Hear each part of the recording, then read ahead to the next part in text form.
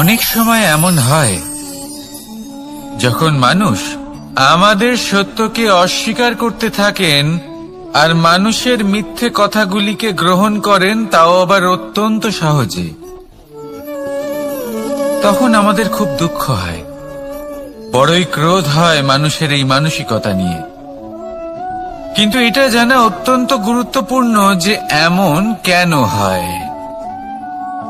কারণটা কি আপনারই কি কোনো দোষ রয়েছে? কখনোই নয়। কারণ হলো এটা যে এই যে সত্য, এই সত্যের মূল্য অত্যন্ত অধিক, এতটাই অধিক যে অনেক সময় অনেক ধনী ব্যক্তিও এর মূল্য মেটাতে পারেন না। সেখানেই যদি মিথ্যের কথা বলি, তাহলে এর মূল্য অত্যন্ত কম। অত্যন্ত সহজেই মিথ্যে সবার মধ্যে বিক্রি হয়। সত্যি বলতে এটা ভাবা আপনার কর্ম নয় যে লোকে কেন আপনাকে বুঝতেই পারেন না, আপনার সত্য কেন বুঝতে পারেন না। আপনার কর্ম হলো আপনার সত্যের সাথে দাঁড়িয়ে থাকা, সেই সত্যের সাথে চলতে থাকা।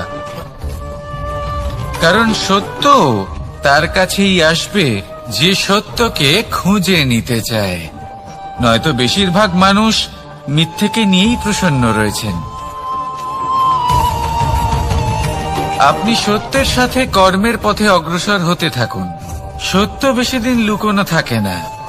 সংসারের সম্মুখে এটা অবশ্যই একদিন আসবে, কিন্তু তখনও সেটা মানুষের উপর সে বিশ্বাস করবে কি করবে না। আপনি কর্ম করতে থাকুন আর আমার সাথে ভালোবেসে বলুন, রাধা রাধা। সময় এমন হয় যে আমাদের শুভ মানসিকতা, শুভ বিচারে, শুভ কর্মে মানুষ সন্দেহ করেন, প্রশ্ন করেন, প্রমাণ চান, শুদ্ধতার পরীক্ষা দিতে বলেন। আর তখন নিশ্চিত রূপে কষ্ট হয়। আমরা ভাবি এটাই হলো জীবন। এত শুভ ভাবনা ভেবেও, শুভ কর্ম করেও মানুষ আমাদেরই সন্দেহ করেন। দুঃখ অবশ্যই হয়, কিন্তু দুঃখী হবার কোনো প্রয়োজন নেই। কেন নেই? কারণ যদি কেউ আপনাকে সন্দেহ করে, করতে দিন। সংসারে কি হয় তা দেখুন। এই সংসারে সোনার শুদ্ধতাকেই পরখ করা হয়, কয়লার কটুতাকে নয়। আপনি হলেন স্বর্ণ, তাই আপনার শুদ্ধতা অবশ্যই পরখ করা হবে। সেটা তো হবেই হবে। আপনি নিজেকে দুঃখী করবেন না। আপনার কর্ম শুধু একটাই, স্বর্ণর মতো উজ্জ্বল থাকা। এই সংসার আপনার ভাবনা, চিন্তা, কর্ম এবং শুদ্ধতার প্রমাণ পেতেই থাকবে। তাই আসুন আর আমার সাথে ভালোবেসে বলুন, রাধা রাধা। কখনো কখনো আমরা কোনো কাজ আরম্ভ করার বিষয়ে ভাবি, তারপর আরো ভাবি, তারপর আরো ভাবি, আর ভাবতেই থাকি। দেখুন, এটা কোনো অন্যায় নয় যে আমরা কোনো কাজ আরম্ভ করার পূর্বে তার বিষয়ে ভাবনা চিন্তা করছি, সেটা বোঝার চেষ্টা করছি। ঠিক আছে, কিন্তু সম্পূর্ণ সময় এই চিন্তায় ব্যর্থ করা উচিত নয়। যদি আপনি বেশি সময় লাগিয়ে ফেলেন, তাহলে সময় আপনার ওপর অবশ্যই রুষ্ট হবে। আর কেনই বা হবে না? আপনি সময় নষ্ট করছেন, আর সেটা উচিত নয়। দেখুন, নিশ্চিতভাবে ভাবনা চিন্তা করুন, বিবেচনা করুন, পূর্ণরূপে করুন। কিন্তু এটাও মনে রাখবেন যে উচিত সময়ের মধ্যে আপনাকে কর্ম আরম্ভ করতেই হবে। যদি ভাবতেই থাকেন, তাহলে কর্ম আরম্ভ করতে পারবেন না। আর এই সময় অত্যন্ত বলশালী। যদি একে সম্মান করেন, তাহলে তা আপনার সাথে থাকবে, আর যদি না করেন, তাহলে থাকবে না। আসুন সময়কে সম্মান করুন আর আমার সাথে ভালোবেসে বলুন, রাধা রাধা। আপনি কখনো ভেবে দেখেছেন কি সেই জিনিস যা আপনাকে সামনে এগোতে বাধা দিচ্ছে? ধরুন আপনি কোনো পথ দিয়ে যাচ্ছেন, পা মুচকে গেলে তা আপনাকে সামনে এগোতে বাধা দেয়। সেইভাবেই জীবনে ক্ষুদ্র চিন্তা আপনাকে সামনে এগোতে বাধা দেয়। দেখুন, যদি কোনো চাক থাকে যার মধ্যে ফাটল রয়েছে, তা আপনাকে ভালো মাটির পাত্র বানাতে দেবে না। ঠিক সেইভাবেই কাউকে ঈর্ষা করলে তা আপনাকে মহান হতে দেবে না। আমি উচ্চস্তরীয় আরো নিচুতে রয়েছে, এই ভাবনা কখনোই আপনাকে উচ্চ স্তরে পৌঁছতে দেবে না। মন থেকে সকল বিকার, ঈর্ষা, মোহ, লোভ, লালসা এই সব ত্যাগ করুন। চিন্তা ভাবনাকে বড় করে তুলুন, ধন্যাত্মক বোধ জাগিয়ে তুলুন, আর সম্পূর্ণ সমর্পিত হয়ে কর্ম করুন। মহানুভবতা আর সাফল্য এই দুই আপনার পদানত হয়ে থাকবে। তাহলে আসুন আর আমার সাথে ভালোবেসে বলুন, রাধা রাধা। জীবনে যখনই আমরা এমন কোনো পথে চলতে চাই যা মূলত কাঁটায় ভরা ছোট পাথর থাকে যা বিঁধে যেতে পারে, তখন আমরা কি করি? আমরা পাদুকা ব্যবহার করি, আর তারপরে আমরা খুব সরলভাবে সেই পথে অগ্রসর হতে পারি। কিন্তু যদি পাদুকা আর পায়ের মাঝে কোনো ছোট পাথরও এসে ফেসে যায়, তখন কিন্তু আমরা খুব কোমল পথও পার করতে পারবো না।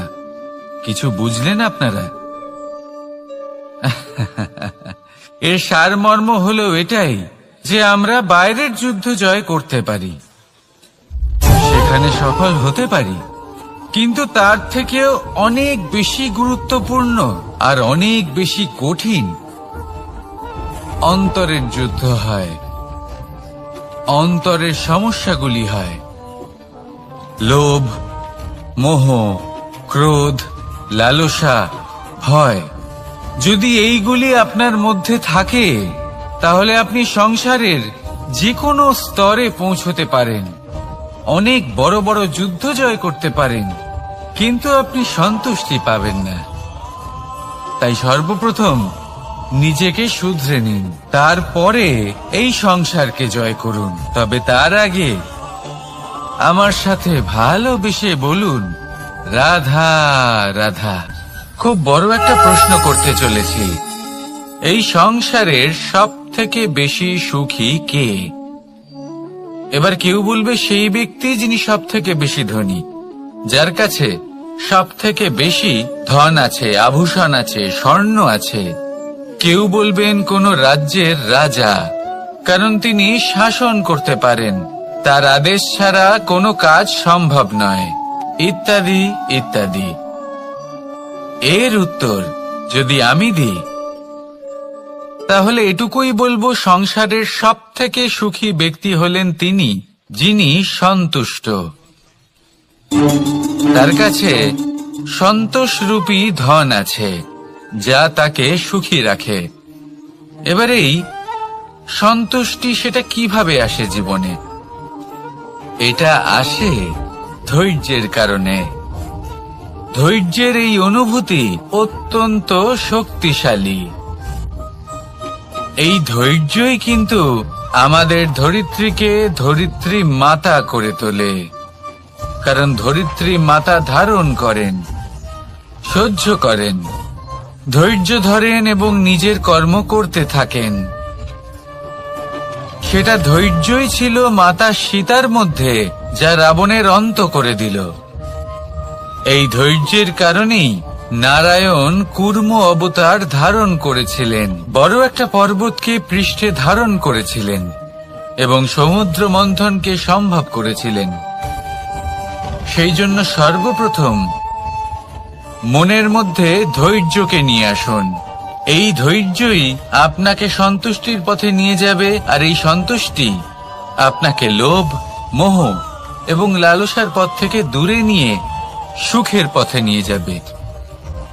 আর তখন এই মন প্রসন্ন হয়ে বলবে, রাধা রাধা। এই সংসারে এমন কখনোই হবে না যে আপনি কিছু একটা করলেন কিন্তু তার মূল্য আপনাকে দিতেই হলো না। যে কোনো কাজের জন্য, যে কোনো কর্মের জন্য আপনাকে মূল্য দিতেই হবে। প্রকৃতিও আমাদের এটাই শেখায়। আকাশে দেখুন সূর্যকে, প্রত্যেকদিন আমাদের প্রকাশ প্রদান করেন। এনাকে সূর্য নারায়ণ বলা হয়। ইনি কি মূল্য প্রদান করেন? নিজে জ্বলতে থাকেন। ধরিত্রী মাতা, এই ভূমি, ইনি কি মূল্য প্রদান করেন? প্রহার সহ্য করেন। আমরা এই ধরিত্রীতে প্রহার করে মাটি খুঁড়ে তাতে বীজ বপন করি, তবেই আমরা অন্ন লাভ করি, তবেই ফসল পাই। জীবনে যদি আপনাকে সফল হতে হয়, সম্মান পেতে হয়, যশ পেতে হয়, তাহলে আপনাকে মূল্য দিতেই হবে। যদি আপনি সাফল্য লাভ করতে চান, তাহলে দিন রাত আপনাকে ত্যাগ করতে হবে, যেখানে সমগ্র সংসার সন্তোষ অনুভব করছে আর আপনাকে করতে হচ্ছে পরিশ্রম। যদি আপনি সম্মান প্রাপ্ত করতে চান, তাহলে আপনাকে সেই সুখ ত্যাগ করতে হবে যা সবার কাছে রয়েছে। যদি আপনি যশ লাভ করতে চান, তাহলে নিজের অন্তরকে মেরে ফেলা আপনাকে শিখতে হবে, তবেই আপনি যশ লাভ করবেন। জীবনে শুধুমাত্র ধন মূল্যবান নয়, কিন্তু এই যে মূল্যের কথা আমি বলছি, সেটা যদি আপনি দিতে পারেন, তাহলে নিশ্চিত রূপে এটা আপনাকে আরো মূল্যবান করে তুলবে, নিশ্চিত রূপে গড়ে তুলবে। তাহলে এটাই করুন আর আমার সাথে ভালোবেসে বলুন, রাধা রাধা। असतो मा सद्गमय, तमसो मा ज्योतिर्गमय, मृत्युर्मा মৃতঙ্গময়। জ্ঞান সেটাই যা অসত্য থেকে সত্যের পথে চালিত করে। প্রকাশ সেটাই যা অন্ধকার থেকে আলোর পথে নিয়ে আসে। জীবন সেটাই যা মৃত্যু থেকে অমরত্বের পথে নিয়ে যায়। এবার এই তিনটে, জ্ঞান, জীবন এবং প্রকাশ, একই রকম। শূন্য থেকে এর উৎপত্তি হয় এবং আস্তে আস্তে আপনার জীবনে বিস্তার লাভ করে। এবার আমরা এটাই ভাবি যে কেমন করে এই তিনটিকে আগলে রাখা যায়। এর উত্তর হলো, এদের আগলে রাখার প্রয়োজনই নেই, ভাগ করে দিতে হবে। কোন বৃক্ষকেই দেখে নিন, একটি বৃক্ষ অনেক বছর ধরে বেঁচে থাকে। কেন? কারণ সে ভাগ করে দিতে জানে। সে নিজের বীজ ছড়িয়ে দেয়, এই ধরিত্রীতে দেয়। সেই বীজ যা অঙ্কুরিত হয়ে এক নতুন বৃক্ষকে জন্ম দেয়। শুধু ছড়িয়ে দিয়ে একটি বৃক্ষ জীবন দান করতে পারে। যদি কোনো ব্যক্তি জ্ঞান ছড়াতে শিখে যান, যদি প্রকাশ, আলোর কিরণ ছড়িয়ে দিতে শিখে যায়, কোনো ব্যক্তি তার জীবনের সুখ ছড়িয়ে দিতে শিখে যান, তাহলে তিনি মৃত্যুর পরও মৃত হন না। এই ভাগ করে দেওয়ার সুখটাই কিছুটা আলাদা। এই সুখ অনুভব করুন আর আমার সাথে ভালোবেসে বলুন, রাধা রাধা। এই সংসারের সব থেকে বড় যুদ্ধ কোনটা? দেব-অসুরের যুদ্ধ যা অনেক বছর ধরে চলেছিল, নাকি রাম রাবণের যুদ্ধ, নাকি মহাভারত? না, সংসারের সব থেকে বড় যুদ্ধ হলো সেইটা যা নিজের সাথে লড়া হয়, নিজের মনের সাথে লড়া হয়, নিজের অন্তরের সাথে লড়া হয়। এটাই সব থেকে বড় যুদ্ধ। এবার নিজেই দেখুন আপনার সব থেকে বড় শত্রুকে। আপনার স্বার্থ, আপনার কামনাগুলি, আপনার অহংকারগুলি, যা আপনাকেই নষ্ট করে দেয়। যদি এদের ওপর আপনি বিজয় লাভ করতে পারেন, তাহলে ধরে নিন এই সংসারে সবার উপরে আপনি বিজয় লাভ করতে পারবেন। এই সংসারে কেউ আপনাকে পরাজিত করতে পারবে না, কিন্তু তার জন্য প্রয়োজন অনুভূতির। অনুভূতি ভালোবাসার, অনুভূতি অনুপ্রেরণার। যে ব্যক্তি ভালোবাসতে পারেন এবং প্রেরণা দিতে পারেন তিনি চিরকাল জয়লাভ করতে পারেন। নিজের কাছে ভালোবাসার এক অস্ত্র রাখুন আর প্রেরণার এক ঢাল। জীবনে কেউ আপনাকে পরাজিত করতে পারবে না। আসুন আর আমার সাথে ভালোবেসে বলুন, রাধা রাধা। মানুষ চিরকাল বড় মানুষ হয়ে উঠতে চায়, সবসময় সেই নিয়ে কল্পনা করে। কিন্তু প্রশ্ন হলো এটাই যে মানুষ বড় কখন হতে পারে? যখন সে ধনী হয়ে ওঠে, নাকি যখন তার কাছে সম্মান থাকে, নাকি যখন রূপবান হয় বা অধিক শক্তিশালী হয়? মানুষ বড় মানুষ তখনই হতে পারে যখন বিপদের সময় সে অন্য কোনো মানুষের পাশে এসে দাঁড়ায়। তাই সর্বপ্রথম এটা শিখুন। হয়তো এই জন্যই হনুমান শ্রীরামের কাছে এতটা বড়, আর হয়তো এই জন্যই বলরাম দাদা আমার কাছে এত বড়। যদি আপনিও জীবনে বড় হয়ে উঠতে চান, তাহলে কারোর সাথে তার দুঃখের সময়, তার সংকটের সময় তাকে সঙ্গ দিন আর পাশে এসে দাঁড়ান। এই মন প্রসন্ন হয়ে বলবে, রাধা রাধা। জীবনে সবথেকে বেশি গুরুত্বপূর্ণ বস্তু কি? বাড়ি, বাহন, সোনা, ধন? যদি আমি সত্যি বলি তাহলে জীবনে সবথেকে বেশি গুরুত্বপূর্ণ বস্তু কোনো বস্তুই নয়। যদি কিছু গুরুত্বপূর্ণ থাকে তাহলে তা হলো অনুভূতি, করুণা, মিত্রতা, মাতৃত্ব, বাৎসল্য, আর সবথেকে বেশি গুরুত্বপূর্ণ ভালোবাসা। নিজেদের এই জীবনে যদি আপনি শুধুমাত্র বস্তুর খেলাতে মেতে থাকেন তাহলে জীবনে আনন্দ কখনোই থাকবে না। নিজের এই জীবনকে অনুভূতির পীঠস্থান বানিয়ে তুলুন। এই মন প্রসন্ন হয়ে বলবে, রাধা রাধা। যখনই কোনো ঘূর্ণিঝড় আসে, কোনো প্রলয়ে আসে, তখন দেখবেন তা কত বৃহৎ প্রভাব ফেলে, কত বড় বিনাশ ঘটায়, বিধ্বংস সৃষ্টি করে। যখন বন্যা আসে তখন কত গভীর প্রভাব ফেলে, কত সর্বনাশ ঘটায়। নদীর পাড়ও ভেঙে বয়ে নিয়ে যায়। সেখানে কোনো গাছকে দেখুন, শান্তভাবে দাঁড়িয়ে থাকে, চুপ করে, আর নিজের কাজ করে, ছায়া প্রদান করে, ফল প্রদান করে, কোনো শব্দ না করেই নীরবে কর্ম করে। যদি নদীর কথা বলি, নদী যখন বয়ে চলে খেতে জল প্রদান করে, বনস্পতিদের প্রাণ প্রদান করে, আমাদের পানীয় জল দেয়। এত মহান কাজ করে কোনো শব্দ না করে, নীরবতার সাথে। এ হলো এক শিক্ষা যে এই সংসারে যারাই মহান কর্ম করেন তারাই নীরব থেকে সেই কর্ম করতে থাকেন, কারণ ওনারা জানেন যে গুরুত্বপূর্ণ প্রচার নয় বরং কর্ম। আর যারা রুদ্রের সাথে থাকেন, কোলাহল করেন, তারা শুধুমাত্র ধ্বংসই করেন। এবার আপনি মৌন থেকে শুধুমাত্র কর্ম করে মহান হতে চান, নাকি রুদ্রের সাথে থেকে বিধ্বংস ঘটাতে চান? সিদ্ধান্ত আপনারই। আসুন আর আমার সাথে ভালোবেসে বলুন, রাধা রাধা। আপনি জীবনে কি হবেন সেটা আপনার পরিশ্রম, আপনার নিরন্তর প্রয়াস আর আপনার নির্বাচিত দিশার উপর নির্ভর করে না। এটা নির্ভর করে আপনার সঙ্গতির উপরেও। এই সঙ্গতি যা হলো অত্যন্ত গুরুত্বপূর্ণ।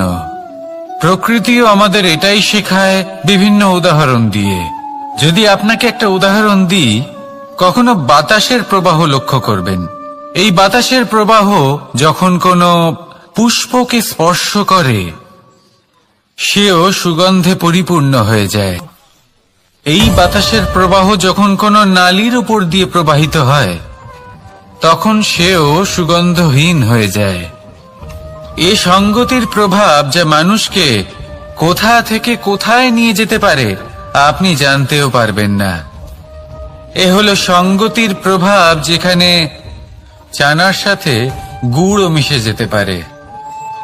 এ হলো সঙ্গতিরই প্রভাব, যেখানে একটা সাধারণ পাথর স্বর্ণের সাথে মিশে গিয়ে একটা রত্নে পরিণত হতে পারে। তাই এই সঙ্গতির বিষয়ে বিশেষ খেয়াল রাখবেন। আপনি কার সাথে মিশছেন, কি বলছেন, কি শিখছেন, আপনার অস্তিত্বের উপর তাদের কি প্রভাব পড়ছে সব লক্ষ্য করবেন। আর আমার সাথে ভালোবেসে বলবেন, রাধা রাধা। কর্ম এবং ফল। মানুষের স্বভাব হলো এটাই যে তিনি নিজের প্রত্যেক পরিশ্রমের প্রতিফল প্রার্থনা করেন।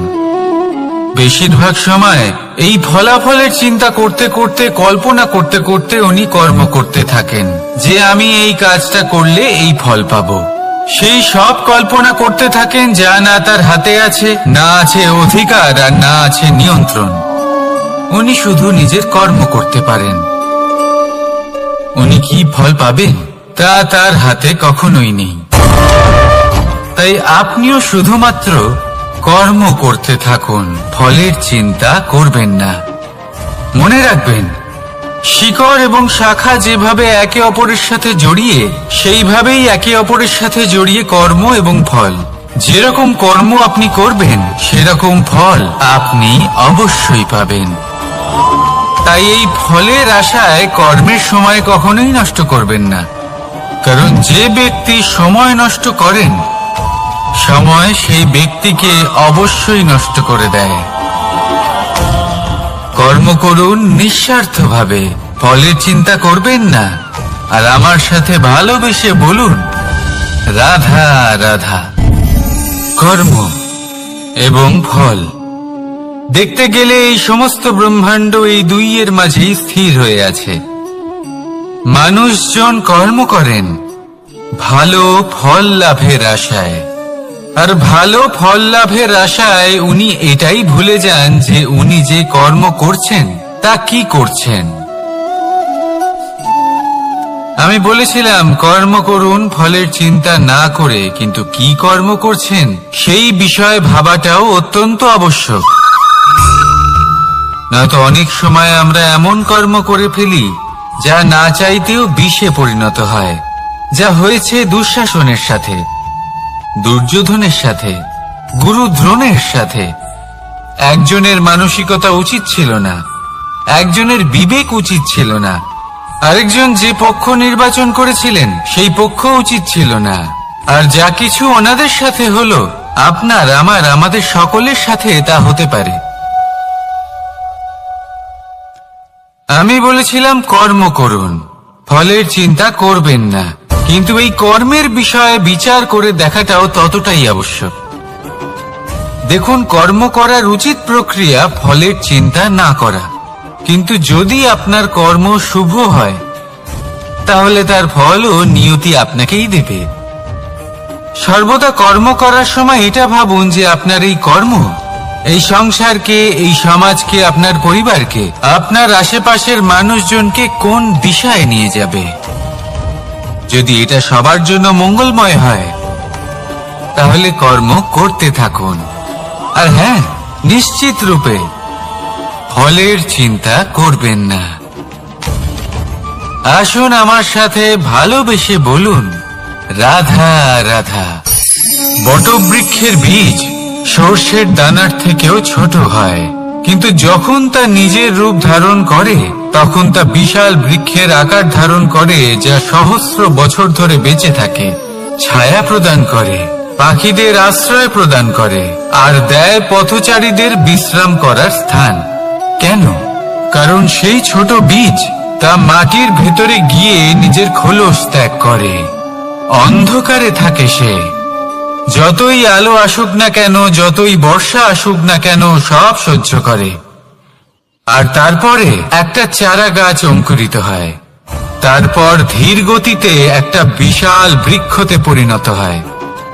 দেখুন, জীবনে কঠিন সময় আসে, এই জন্য নয় যে আপনি হার মেনে নেবেন, এই জন্য আসে যাতে আপনি ভবিষ্যৎ নির্মাণের জন্য নিজেকে তৈরি করতে পারেন। যদি কঠিন সময়ে আপনি ওই বীজের মতো দৃঢ় হয়ে থাকতে পারেন, তাহলে আপনিও একদিন সেই বিশাল বৃক্ষের মতো নিজের অস্তিত্ব গড়ে তুলতে পারবেন, যা সহস্র বছর পর্যন্ত মনে রাখা হবে।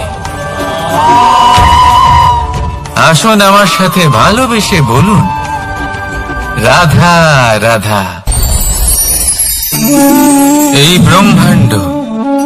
এই ব্রহ্মাণ্ড কত বৃহৎ, তাই না? যার সম্মুখে এই পৃথিবীকেও একটা বিন্দুর মতো মনে হয়।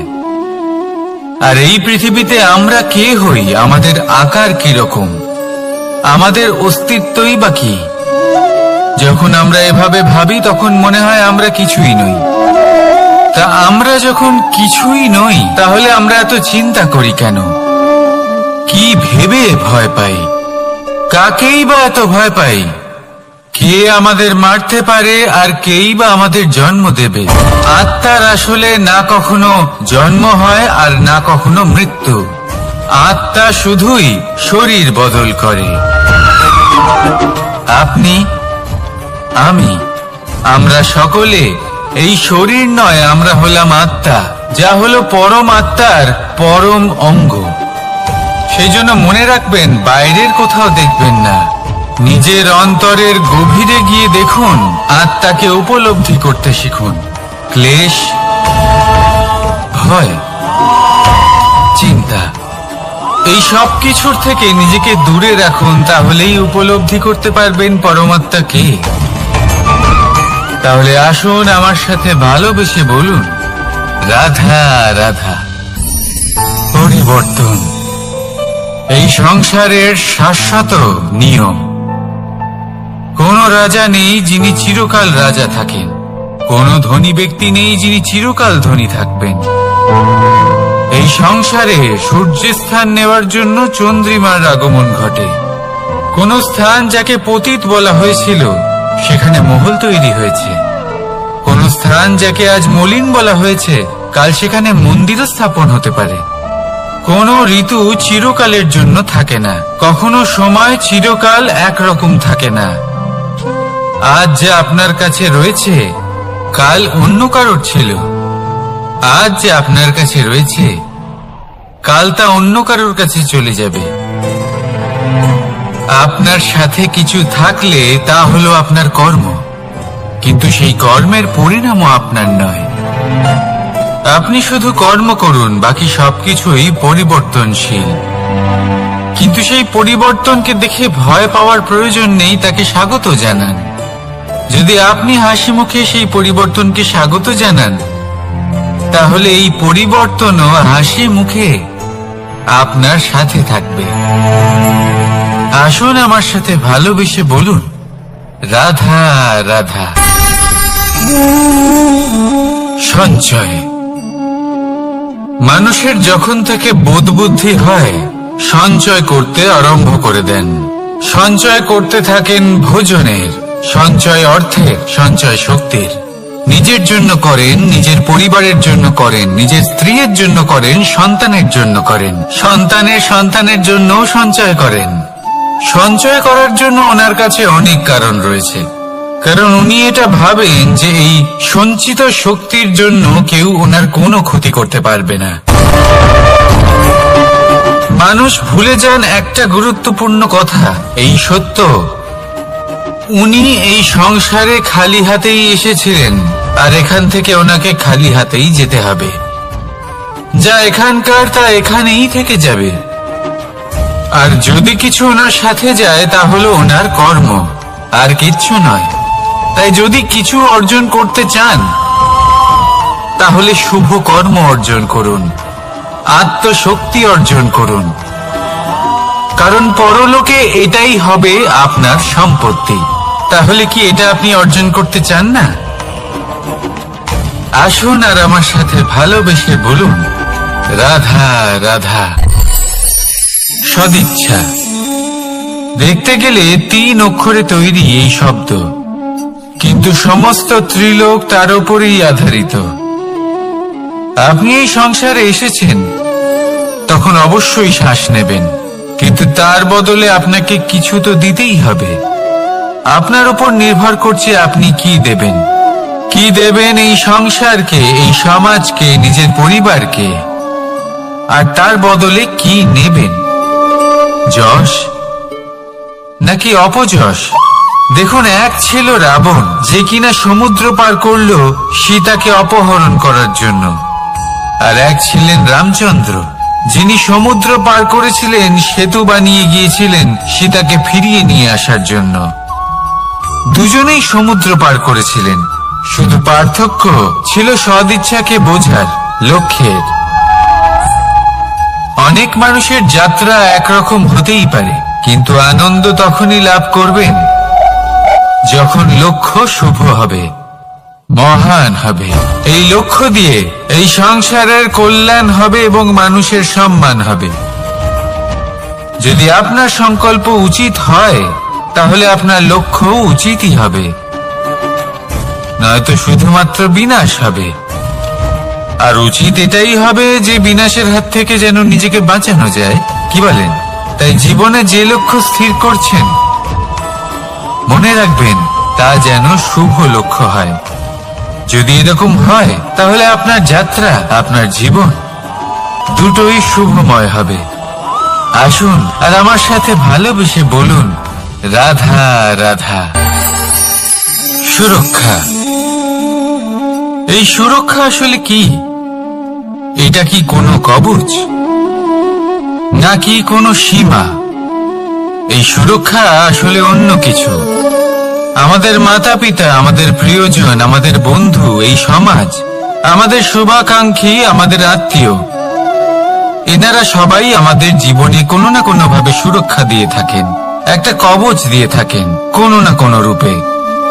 কিন্তু দেখতে গেলে আমাদের পরাক্রমের পথে, আমাদের বীরত্বের পথে, আমাদের সাহসের পথে এই সুরক্ষাই সব থেকে বড় বাধা হয়ে দাঁড়ায়।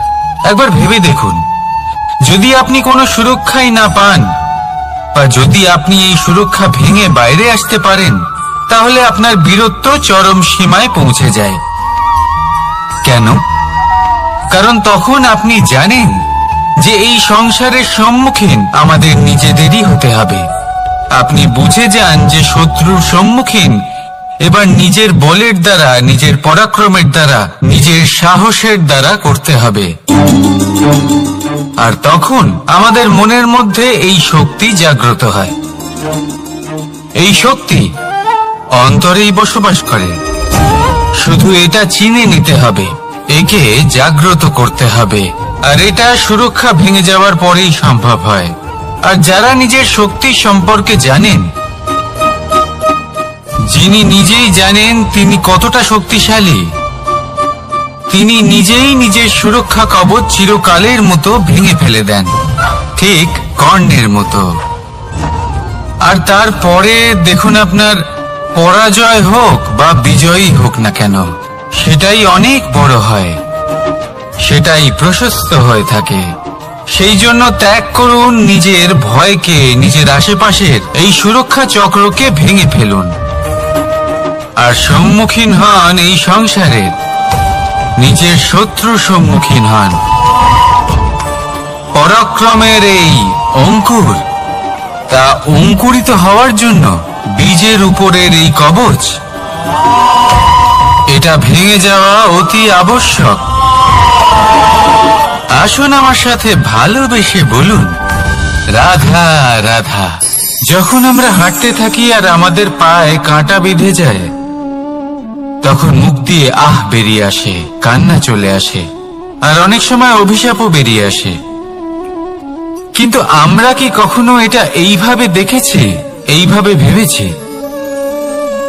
যে আমরা যে পথে চলেছি সেই পথে কাঁটা বিঁধেছে, নাকি আমরা সেই পথ নির্বাচন করেছি যাতে শুধুই কাঁটা রয়েছে? নাকি আমরা এভাবে ভেবে দেখেছি যে এই কাঁটা আমাদের কষ্ট দিতে এসেছে, নাকি এটা আমরাই বিছিয়ে রেখেছিলাম? সাবধান থাকা উচিত ছিল, কারণ কাঁটা বিঁধলে যন্ত্রণা হবে, চিৎকার করে ফেলতে পারি, মুখ থেকে অভিশাপও বেরিয়ে আসতে পারে। কিন্তু এই অভিশাপ শুধুমাত্র আমাদের তরফ থেকে অভিশাপ হয়, সামনের ব্যক্তিটির ওপরও নির্ভর করে। এবার সেই ব্যক্তি যদি এমন হয় যে ফুল আর কাঁটা এই দুই সমানভাবে গ্রহণ করতে পারে, তার কাছে অভিশাপও বরদানে পরিণত হয়। শেষ পর্যন্ত ব্যাপারটা দাঁড়ায় ভাবনা, চিন্তা, দৃষ্টিভঙ্গির ওপর। কারণ আপনার এই ভাবনাই সত্যি হয়ে সামনে আসে। সেই জন্য এই ভাবনা, চিন্তা, মানসিকতাকে গুরুত্ব সহকারে দেখবেন। এই বিবেচনা নিয়ে বিবেচনা করতে শিখুন। আমার কথার অর্থ হলো যে জীবনে যখন এরকম কিছু একটা ঘটবে, তখন ভেবে দেখুন যে এরকম কেন হলো। আপনি কি এমন কোনো কর্ম করেছিলেন যার কর্মফল এটা? এমন কোনো কাজ যা অনুচিত ছিল, অসত্য ছিল, যা অভদ্রতার কারণ ছিল? ভেবে দেখা প্রয়োজন। দেখুন, ইচ্ছে হলো আপনার যে আপনি কি করতে চান। ভাবনা আপনার, সত্য আপনার, জীবন আপনার, সিদ্ধান্ত আপনার। আসুন আর আমার সাথে ভালোবেসে বলুন, রাধা রাধা। সময়। এই সময় আসলে কি? এই সময় একটা সরল রেখা তো কখনোই নয়। সময় হলো একটা চক্র, যেখানে এর আদি সেখানেই হলো এর অন্ত, আর যেখানে তা শেষ হয় সেখান থেকেই তার শুরু হয়। এই সময় একটা অত্যন্ত বিচিত্র চিন্তা, বিচিত্র ভাবনা, একটা বিচিত্র বস্তু যা কেউ বুঝতে পারেন না। এই সময়ের লীলা, এর কোনো প্রমাণ নেই, কোনো জ্ঞান নেই, কোনো পরিমাপ নেই। শুধু এটুকু আমরা জানতে পারি, যেখানে শেষ হবে সেখান থেকে একটা নতুন সূচনাও হবে। যা আজ আপনার কাছে আছে, কাল অন্য কারোর কাছে যাবে, তারপরে তার কাছ থেকেও অন্য কারোর কাছে যাবে, তারপরে তার থেকেও ছিনিয়ে নেওয়া হবে। এই নিয়তির একজনের কাছ থেকে অন্যজনের কাছে আদান প্রদানের এই সময় হলো আপনার সময়। এই সময়ের সদ্ব্যবহার করুন, এই সময়কে বাঁচুন। আপনাকে শুধু এটাই সুনিশ্চিত করতে হবে যে আপনি কোন পক্ষে আছেন। আর সত্যি বলতে কি, আপনার জীবনের পরিণাম নির্ভর করে আপনার নির্বাচনের ওপর। আপনি কোন পক্ষ নির্বাচন করছেন। তাহলে মনে রাখবেন, জীবনে সেই পক্ষই নির্বাচন করবেন যা চয়ন করার পরে আপনি সুখ অনুভব করবেন, আপনি সন্তোষ লাভ করবেন, প্রসন্নতা লাভ করবেন। আর আমি এটাই সুনিশ্চিত করব যে এই পক্ষ যেন শান্তির পক্ষ হয়, এই পক্ষই যেন প্রেমের পক্ষ হয়। তাহলে চিন্তা করবেন না, আর আসুন আমার সাথে ভালোবেসে বলুন, রাধা রাধা।